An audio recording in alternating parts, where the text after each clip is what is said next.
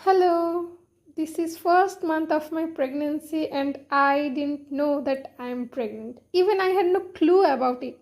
এই ক্লিপগুলো যখন নিচ্ছিলাম না তখন ভেবেছিলাম ঘুরতে যাওয়ার ভিডিও হিসেবে পোস্ট করব। তখন ভাবিনি, কোনো আইডিয়াই হয়নি যে পরবর্তীতে আমি এই কারণে এই ভিডিওগুলো শেয়ার করব। এই জায়গাটা না খুব সুন্দর ছিল। এই জায়গাটাতে ঝর্ণার জলটা এসে বেশ জমেছিল। দেখে মনে হচ্ছিল অতটা ডিপ নয়, কিন্তু ভাবলাম নামি, কিন্তু নেমে দেখলাম বেশ ভালো ডিপ। মোটামুটি আমার কোমর পর্যন্ত জল হবে এখানটায়। আর বাঙালি মানুষ, যদি ঝর্ণার কাছে যাওয়া সম্ভব হয় তার কাছে পৌঁছানোর জন্য একটু চেষ্টা করি। আর এখানে ঘুরতে যাওয়ার পরেই না আমাকে বাড়ি চলে আসতে হয়েছিল, আমার একটা এক্সাম ছিল তার জন্য। আর এটা হচ্ছে আমার সেকেন্ড মান্থের পিকচার।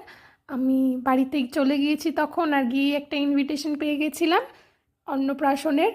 তখনও জানি না যে আমি প্রেগনেন্ট, আর তারপর ঠিক পরের দিন আমি টেস্ট করেছিলাম আর জানতে পেরেছিলাম আমি প্রেগনেন্ট। আর থার্ড মান্থের পিকচার, ও এসেছিল নিউজটা শোনার পর, তারপরে জন্মদিনের কিছুদিন আগেই।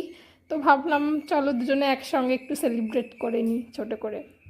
আর এটা হচ্ছে ফোর্থ মান্থ।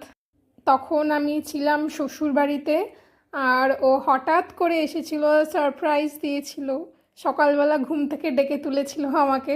তো সারপ্রাইজটা আমার তখন খুবই ভালো লেগেছিল। আমাকে দাদা বৌদিতে নিয়ে গিয়েছিল, আমাকে fish fry and mutton biryani খাইয়েছিল।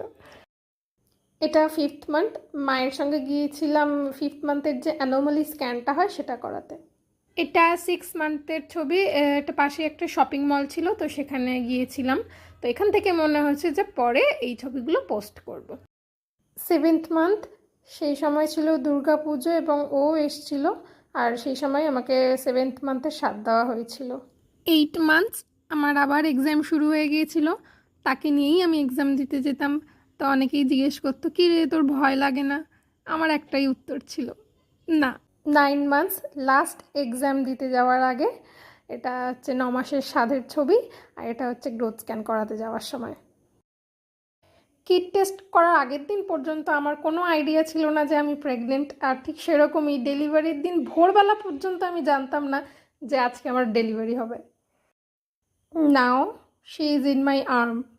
Thank you God for this precious surprise.